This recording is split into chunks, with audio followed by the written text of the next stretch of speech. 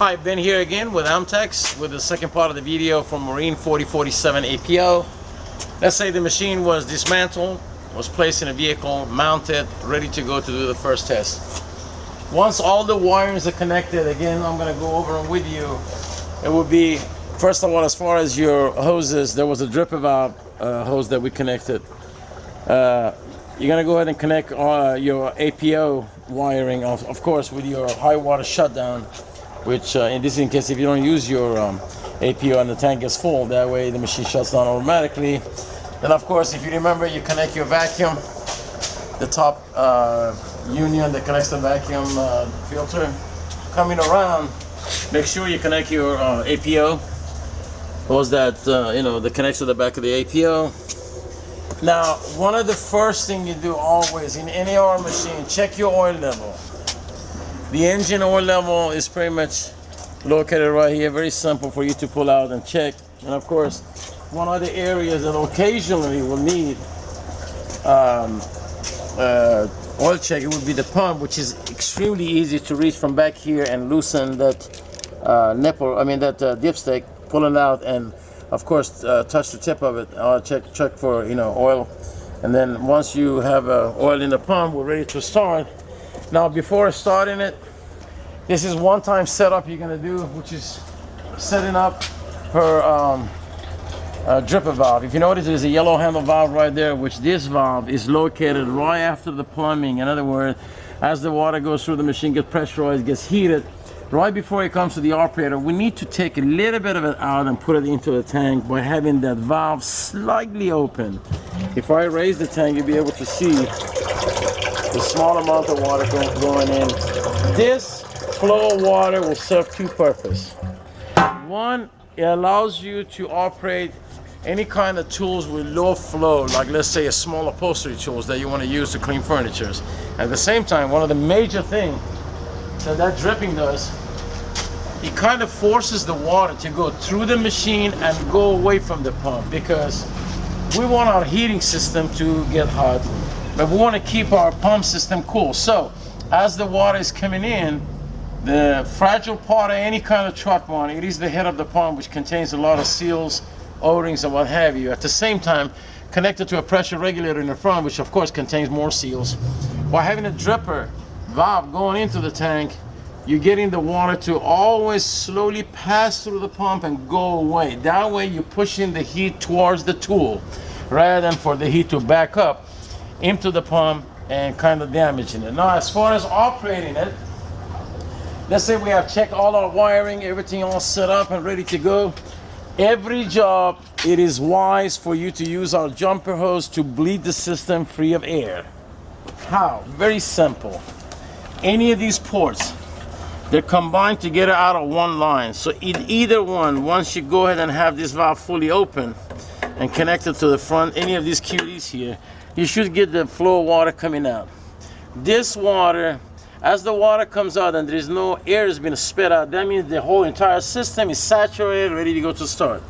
Now, as far as starting it, if you're gonna do water extraction with this machine, there is no need for you to hook up the water to it, because you do have a clutch on this pump. And the only way for the clutch gets engaged by turning the toggle switch on if there is water present, which your green light, as you turn the ignition on, you should have two lights coming on. The yellow light indicates that your system is left on, so that way you don't drain the battery. You do have a green light that shows you a good amount of water coming in for the machine to start. Now, with the water being present, you'll be able to turn her pump on. You can hear if you get the camera closer, you'll be able to hear the clutch, and you can also hear you can see the clutch moving as I'm turning the toggle switch off and on. So accidental running the pump with all the water is kind of impossible, because this toggle switch is dictated by the sensors back here, which I brought to you earlier in the first video. In other words, if your technician accidentally turned the pump on and there's no water, no worry, the pump will not come on. And of course, your other sensor is the one that activates the green light to start the machine. So we're gonna go back in here. Now, in other areas that we have a safety is your pump out. Here's your pump out system. And of course, the clutch of this pump out, it is dictated, the operation of it is dictated by a toggle switch that, again, let me go ahead and shut off this valve. If we go inside of the tank, this time we'll remove the top of the tank. You'll be able to see there are two float switches. The bottom float switch, you take the camera that way, I'll let you be able to see, is submerged beneath the water level. That means in order for the pump out to operate, we must have that bottom float in the up position. That way we know we have water to be pumped out of the tank, so we don't run our APO pump out system dry and damaging it. So in order to do the pump out, I'm going to get to it in a little bit. First, I'm going to show you how to start the machine. We're going to go ahead and put the top of the tank back on. In order to put this union on, you want to make sure, bring the camera please here. You want to make sure that your male and then female part of the union to be lined up, not kind of crooked position. By having them lined up, you should be able to nicely get the ring go back on.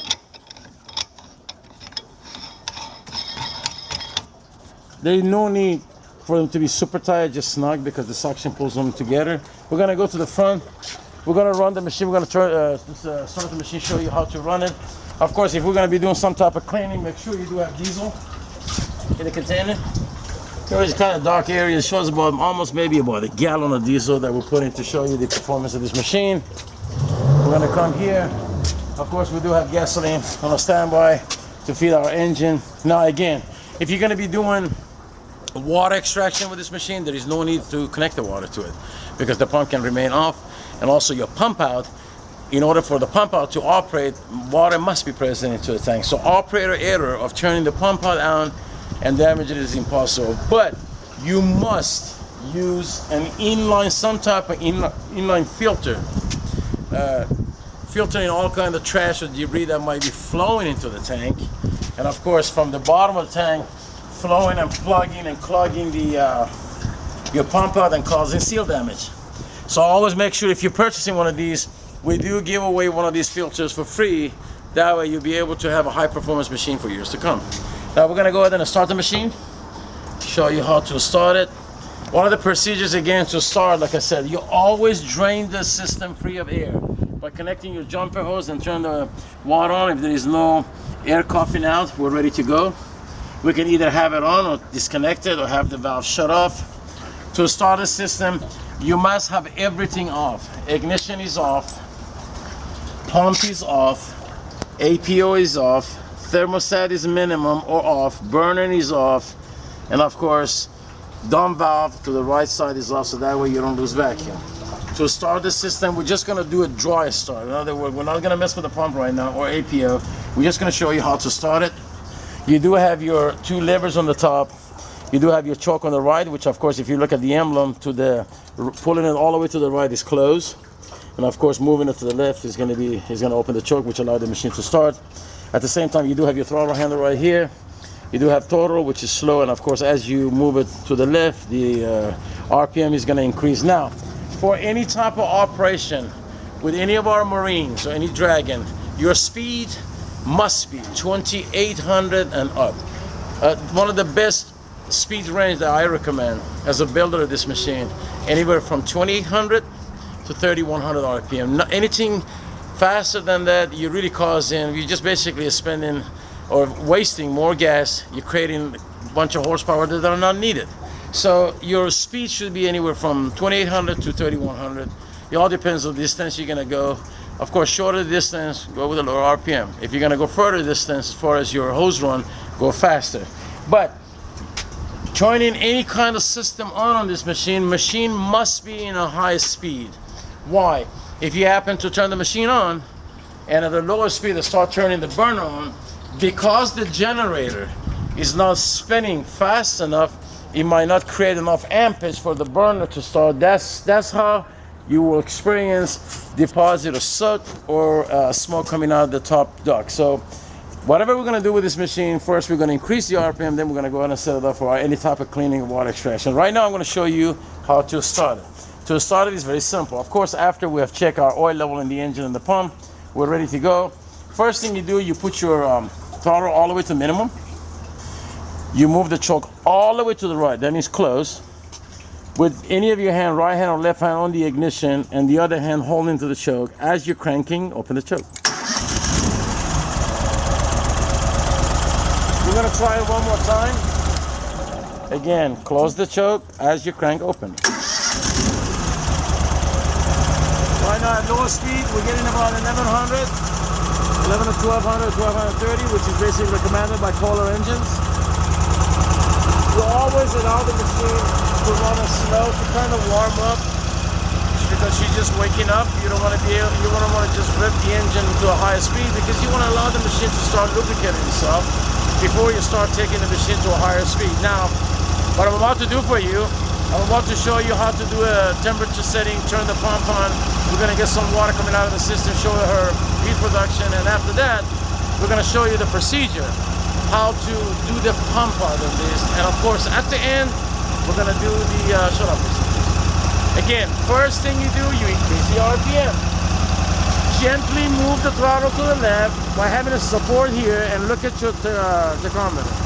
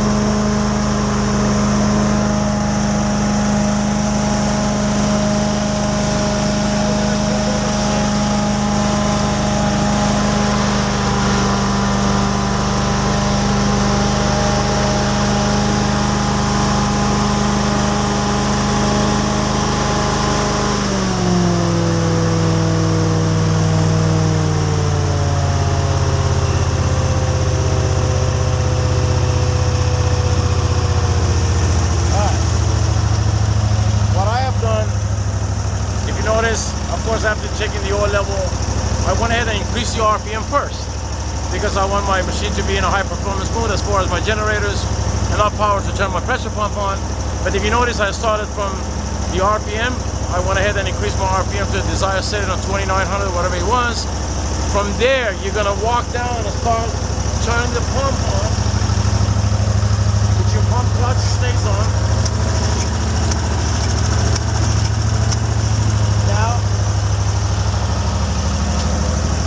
So the first was turn the machine on, allow the machine to run for about a few seconds or maybe a minute to warm up, increase the RPM to desired setting. Once the RPM is up, is when we're going to go ahead and turn our pump on. Once we turn the pump on, now we're going to go to a lower panel. We turn our thermostat on, we set it up to whatever setting of 200 to 220. Then at that moment, once we're done with the thermostat setting, that's when we go ahead and turn the burner. That's exactly what I did. What I'm gonna do again, I'm gonna go ahead and redo the same procedure for you. Again, let's say we just connected the water to the machine. We made sure everything was off, from the ignition to the pump, to the thermostat, to the burners and all those. We're gonna go ahead and increase the RPM. you're gonna see I'm gonna go, and my next move will be to turn the pump on, and after that I'm gonna move down to the lower panel to turn the thermostat on, and after that I go ahead and turn the burner on, which of course as you exit water out of the unit, burner will fires up. Now burner will fire because of that small flow of water that you have it going inside of the tank. Again, we're gonna go ahead and increase RPM.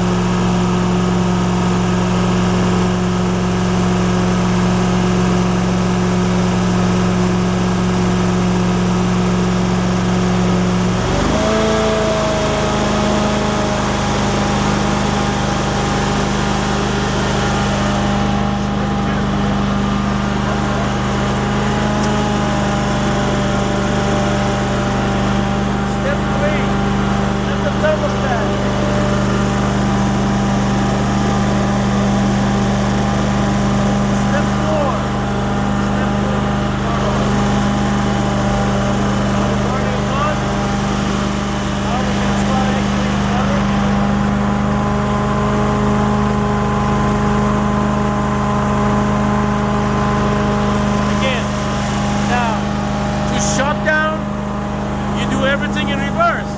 First, burner off. Push that off. But you need the pump on. You lower the RPM.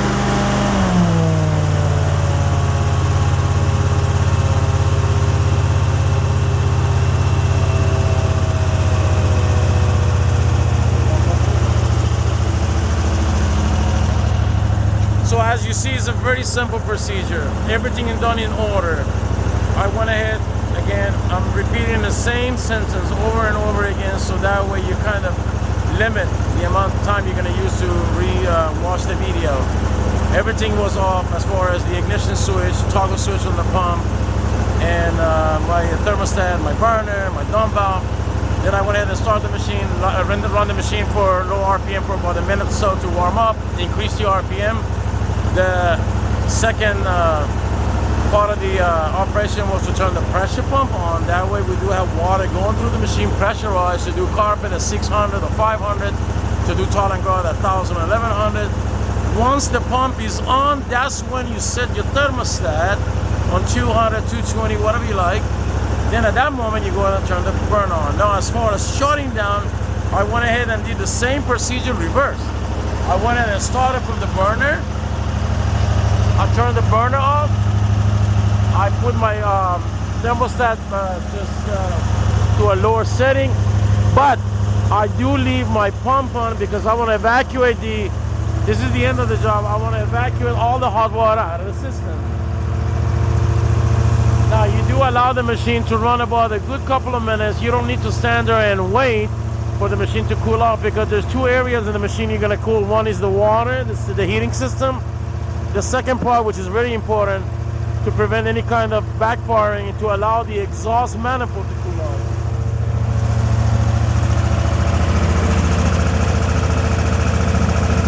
Now by allowing the exhaust manifold to cool off, in case if you shut down the machine, you don't experience what do you call the backfiring. Now, what we're going to do next is to show you how to do the pump out. Now remember, if you remember, in order to have pump out working, water must be present in the tank. That means our lower pressure switch, lower flow switch must be in an up position. That way, I can safely turn the pump out on. Before you before you do any kind of pumping, you gotta prime the pump out. How? Because from one job to another job, you do get a lot of air gets trapped inside of the housing of the pump out. We want to get rid of that water. We want to get rid of that air. That way you do have a prime line with nothing but water that needs to be pumped out. So that way you'll be able to prime the system quick. One of the first things you do, either you open the yellow valve in the left side of the machine, which is connected to the pump out, and wait for a gulp of air to puke out, or you can simply shut down the machine and allow the water to come out, flow out, then you're going to restart the machine. So here's the valve I'm talking about for pump out. If I opening it, there it is, water coming out. That means my pump out is prime. Again, whatever you're gonna do with this machine must be high speed. You're gonna go and speed it up. We don't need our pump anymore because it's already cooled off the machine. So we can go ahead and shut off our pressure pump. Look. Off. Now we're gonna increase it to show the pump out, even after under suction.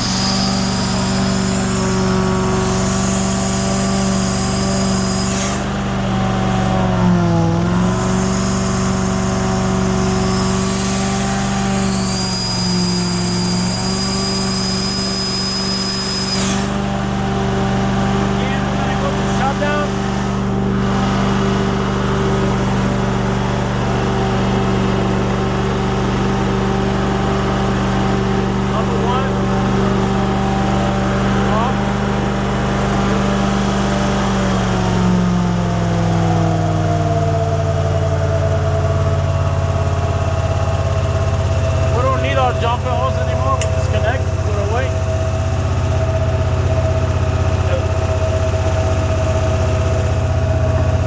Again, we're going to allow the machine to run.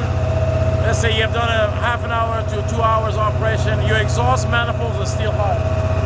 So we're going to go ahead and allow the machine to cool off before shutdown. One of the main things you're going to do, I'm going to go ahead and give me some lubricant. I'll be back to show you how to lubricate the blower prior to shutdown. I'll be right back.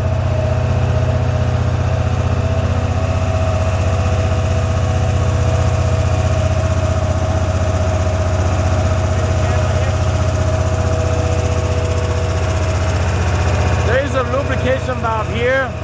You only need to lubricate the system at the job at the end of the day, not every job. By having it open, there's a small suction here.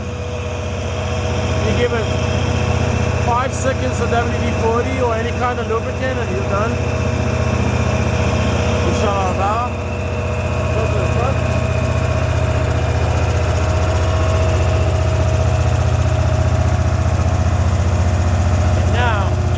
Shutdown is very simple. Just turn the key on. Now, what we learned today was when you run any of our dual fuel system, they do have the exhaust manifold is basically carries the exhaust out. Unlike the Infernos that we built, that the heat from the engine, from the exhaust of the engine, gets cooled off by the water, which generates heat for you. This one is different. Your heating system is generated by a burner in the back. So your exhaust manifold is going to run the hottest. One of the main things you do at shutdown, you got to allow the machine to cool off before shutting down, so that way you prevent any kind of extra fume blowing into the exhaust manifold and causing backfiring. Now, as far as the operation of it, again, I'm going over it. First, you start the machine. You allow the machine to run about minutes or so to kind of warm up. Then to do any kind of operation, it doesn't matter, pump out, water extraction, carpet, tiling grout, furniture, you must speed up the engine. Once you speed up the engine anywhere from 2800 to 3100, of course, again, like I said, further, faster. Shorter distance, there is no need for you to run this baby so fast. So you start off from the top, you increase your RPM, that will be the step one. Let's say we're doing a carpet cleaning. We're gonna go ahead and turn our pump on. In order for the pump to come on, remember, water must be present. So accidental damage in the pump, it's 0. Once the pump is on, you're gonna move down to a lower panel in order. Look from the top, pump, thermostat is gonna be the third step, setting it to whatever degree you like. At the end, you go ahead and turn the burner on, and of course, as you start using the water out of the machine, burner will fires up. As far as the shutting down the machine, you do the procedures reverse, starting from the burner off, thermostat off, but you leave the pump still on while the machine is running slow for you to be able to connect the jumper hose in the front to evacuate all the hot water out of the system so you don't leave no deposit. And of course, at the end, allowing the machine to run for maybe about a minute or so at lower speed while she's cooling off. You can, if it's the last job of the day, lubricate your blower. Now, as far as the pump out, again, system must run fast, 2800 to 3100. But first, in order to prime the pump out, you got two choices. Either you lower the RPM to kind of kill the suction in the tank to allow the water to start flowing towards the pump out. But once you lower the RPM, you go ahead and open the yellow valve on the left. You'll be able to see a gulp of air comes out. That means your whole pump is primed. At that moment, you'll be able to simply turn the APO switch on and enjoy your pump out. Again, this was the second part of the video that I did for all of you guys that are going to be purchasing this. Pretty much showing you the first video how to take the machine apart, how to install it, and of course how to operate it. But definitely, this system, like I said, with any kind of dual fuel system with pump out, we do send inline filters out. You must use these inline filters to capture any kind of debris, trash, or whatever from building up and going to the APO and clogging it and causing damages. I want to thank you again for your patience with me today for the second part of the video, even though it was a pretty kind of long video compared to the first one. And I want to look forward to see you in near future videos. Thank you.